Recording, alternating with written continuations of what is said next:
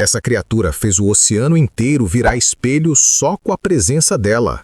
8 bestas místicas que aterrorizaram a humanidade por milênios. Essas são as lendas mais insanas que você vai ouvir hoje. Kraken, o terror das profundezas. Mano, o Kraken, o colosso dos mares que fez marinheiros pedirem perdão para os deuses antes mesmo de avistar a terra. Nas lendas nórdicas, o Kraken era um monstro marinho tão gigante que navegadores confundiam ele com uma ilha. Imagina a cena.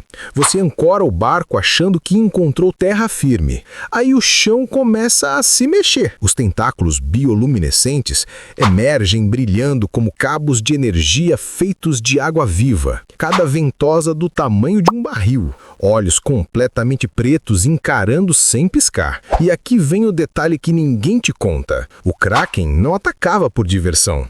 Diziam que ele era um guardião das profundezas, protegendo tesouros perdidos e segredos que a humanidade não deveria encontrar. Quando ele afundava de volta para o oceano, a água ficava lisa que nem vidro. Silêncio total, como se nada tivesse acontecido. Mas os corpos boiando contavam outra história. O Kraken dominou o medo dos mares por séculos e, mesmo nunca tendo sido provado, fez frotas inteiras mudarem de rota. Isso é poder de verdade. E aí, curtindo essas lendas? Então deixa o like aí embaixo porque vocês não estão deixando, galera. O vídeo precisa do seu like para bombar.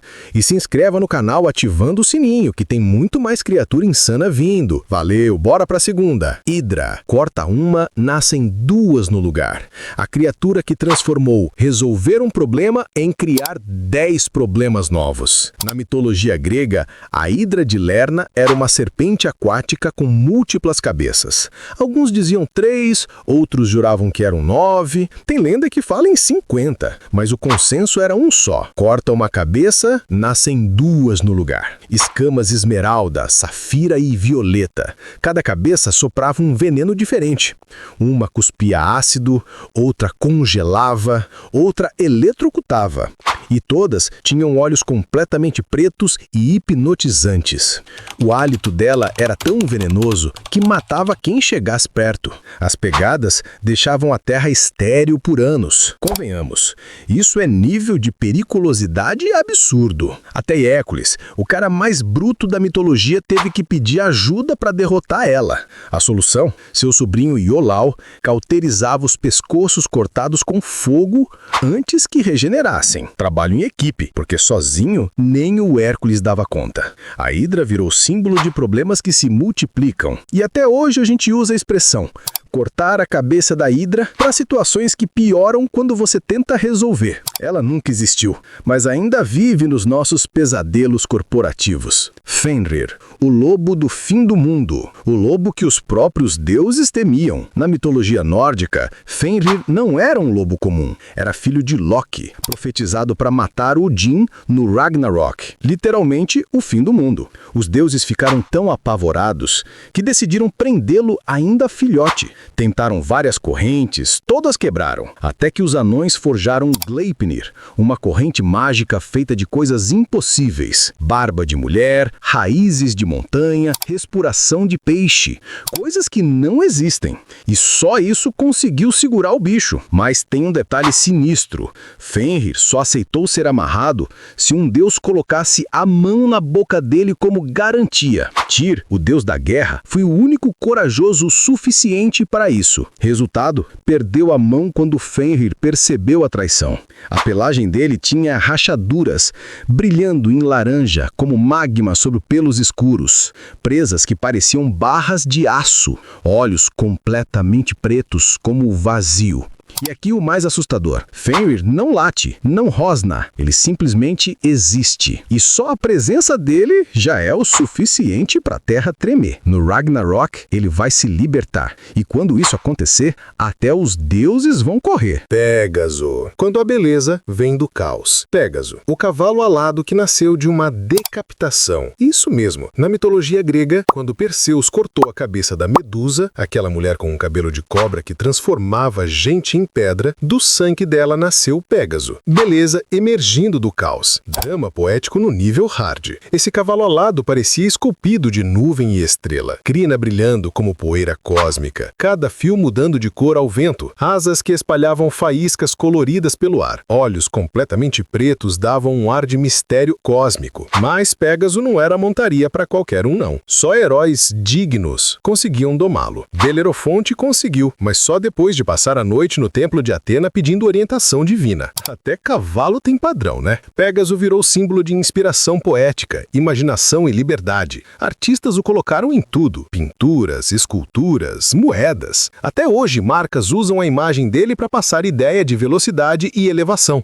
De sangue de monstro a ícone celestial, essa é a definição de upgrade. Rapidinho aqui. Comenta aí embaixo qual dessas criaturas até agora você mais gostaria de ver na vida real. Deixa nos comentários porque eu quero saber se vocês estão assistindo até o final. Hipogrifo. A fusão impossível. Brother, o hipogrifo, metade águia, metade cavalo. E antes que você pergunte, não faz sentido, mas funciona. Na literatura medieval, o hipogrifo era considerado impossível até de existir, porque águias e cavalos eram inimigos naturais. Então, quando o poeta Ludovico Ariosto criou essa criatura no poema épico Orlando Furioso, foi tipo, juntar o impossível é exatamente o ponto. Cabeça de águia metálica refletindo o céu, penas turquesas e douradas cintilando. A crina parecia feita de vento preso em forma física, dançando mesmo quando o ar estava parado. Olhos negros intensos mostravam inteligência afiada. Mas o hipogrifo não aceitava qualquer cavaleiro. Você tinha que merecer, tinha que demonstrar respeito, coragem e humildade. Se tentasse montá-lo com arrogância, ele te jogava de um penhasco sem pensar duas vezes.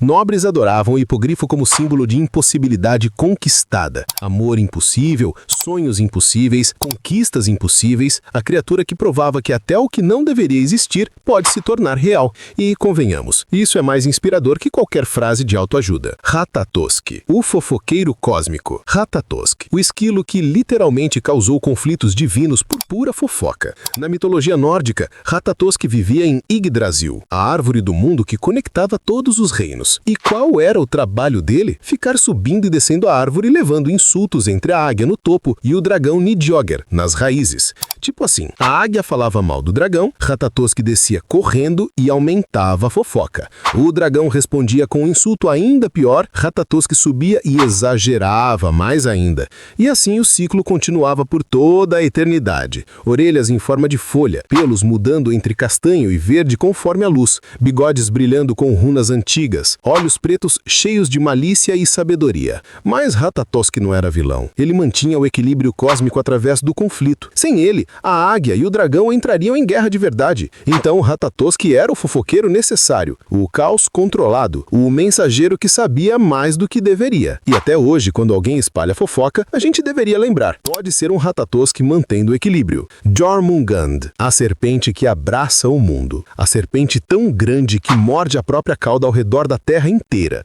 Na mitologia nórdica, Jormungand era outro filho de Loki. Sim, Loki tinha uma família problemática. Odin ficou tão assustado com a profecia dela que jogou a serpente no oceano quando ainda era filhote. Plot twist, ela cresceu. Continuou crescendo até circundar o mundo inteiro e morder a própria cauda. A partir daí, se ela soltasse, o mundo acabaria. Pressão, né? Cabeça gigantesca que parecia uma ilha. Escamas azul oceano imitando tempestades. Marcas pelo corpo como relâmpagos congelados. Olhos pretos completamente eram buracos no mar.